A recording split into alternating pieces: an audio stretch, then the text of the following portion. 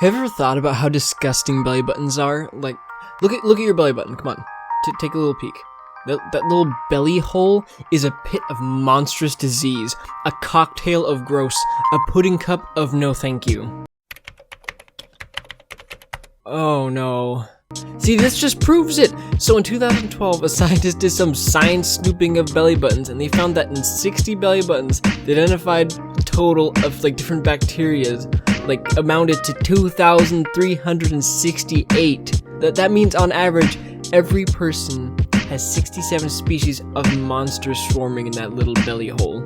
You know, just having dinner parties and little bacteria orgies. You know, they're down there just inviting their relatives over for holidays. Heard that they're also going through a presidential election. You know, apparently it's just chaos.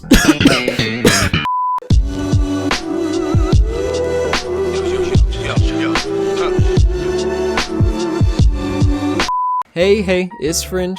Back again with another story of how I almost died. So I'm really into longboarding. It's seriously one of my favorite things. You know, before I could drive, longboarding was literally how I got everywhere.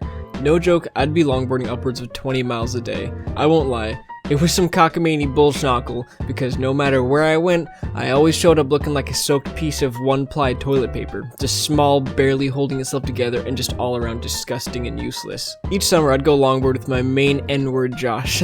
We would seriously just longboard everywhere, you know, each time trying to outdo the last crazy thing that we did. You know, for example, we would generally warm up by longboarding around this park that was nearby. Soon enough, we decided that simply longboarding around a park was far too easy. You know, just for babies. So we decided to sit down on our longboards and use our hands instead of the feet, you know, the things that humans were born with. We were having a grand old time until we realized we literally shaved the skin off all of our fingers.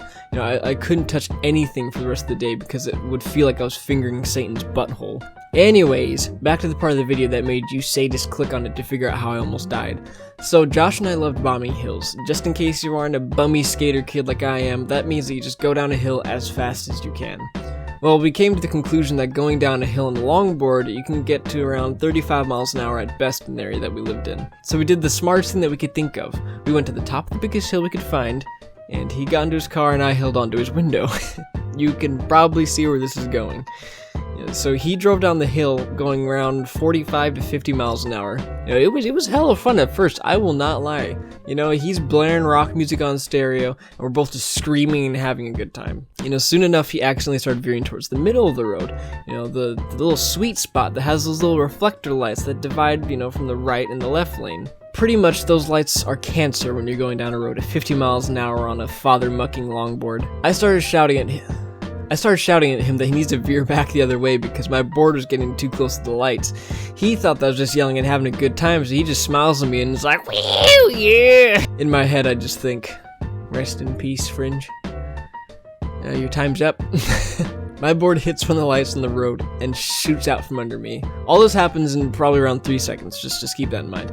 So my board shoots out from under me. I'm still holding onto the car door. My legs are now dragging on the ground, getting grated like cheese, and then I just let go, you know, at that point. I'm just tumbling down the road, flopping about. I looked like he just tossed a bucket of raw hot dog sausages out the window. Now, as I was falling, his car ran over like my longboard, and then the back of the tire of his car literally missed my head by about 5 inches.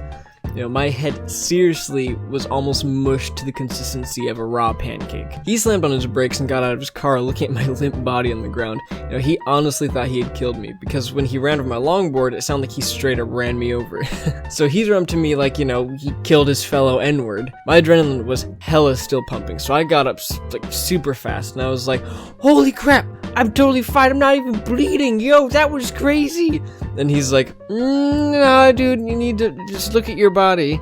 So I looked down, and I looked like a person that'd fallen on pavement at 50 miles an hour. Go figure. I would put the picture of the injuries on here, but I don't need to be humped by the YouTube heroes and have my video taken down. But if you're a diehard sadist, feel free to message me on Twitter. I'll send the pictures to you. But I got like this huge gash on my hips. Like I lost feeling in my whole like left hip. I got a huge road rash on like my elbows, on my back. My knees were just like destroyed. You know, sitting down in chairs for the rest of that entire like 3-month healing process was literal hell. Because, you know, as soon as you start sitting down, the scabs start cracking and they start bleeding. So I was walking around like I just had like 2x4s for legs. So I didn't want to bend anything.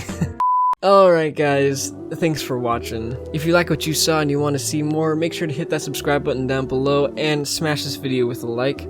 And if you want to, follow me on Twitter at Fringelili, and that is also the same username for my Snapchat. But yeah, make sure to follow me on Snapchat. It's pretty fun, you know, just getting Snapchats from you guys of freaking kids at your school stealing trees out of the parks, like shoving them in basketball hoops. Like, what the hell? Alright guys, hope your week has been good so far, and yeah, peace.